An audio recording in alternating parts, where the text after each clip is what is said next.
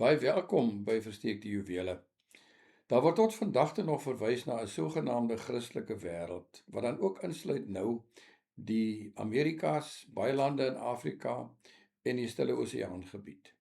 Ek het eenmaal 'n Malawiese prediker die vraag oorvra: "Hoekom sou God die pad na die wêreld toe laat gaan het deur die weste?" En hy was heel gunstig daaroor, al het Malawi dan ook sy Christendom ontvang in 'n mate langs die weg van Britse kolonisasie. Nou Handelinge 16 sê vir ons iets meer daaroor. Ons lees daar dat Paulus en sy reisgenote tweemaal deur die Heilige Gees verhinder is om verder in Klein-Asië in te gaan, Turkye vandag. In plaas daarvan is hulle pad gelei na Macedonië in Europa en daarvandaan is die pad van die evangelie net gelei verder weswaarts. Die boek Handelinge is so opgestel dat die verhaal van die evangelieverbreiding begin in Jerusalem en dan eindig in Rome, die sentrum van die destyds bekende wêreld.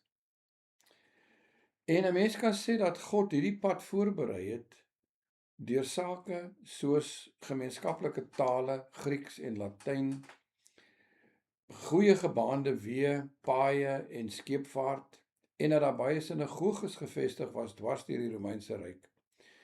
Deur hierdie omstandighede het die res van die wêreld ook later in sig gekom, al was dit ook grootendeels langs die weg van verowering en kolonisasie.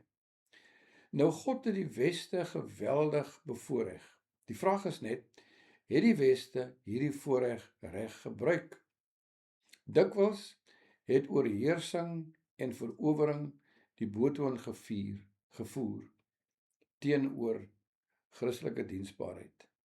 Maar tog is die Christendom wyd gevestig. Vandag is daar weer 'n toenemende kritiese gees in die weste, weg van die kruisevangelie af, maar in ander dele van die wêreld is daar weer 'n groter ywer vir die verbreiding van hierdie evangelie.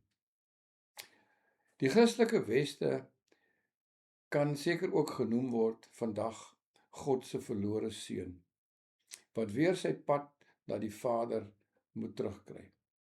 En dit kan net gebeur as die weste self besef dat hy eintlik die verlore seun is. En as die kerk dit duidelik maak dat ons eintlik maar net meer moet soek na die Vader, die wagtende Vader.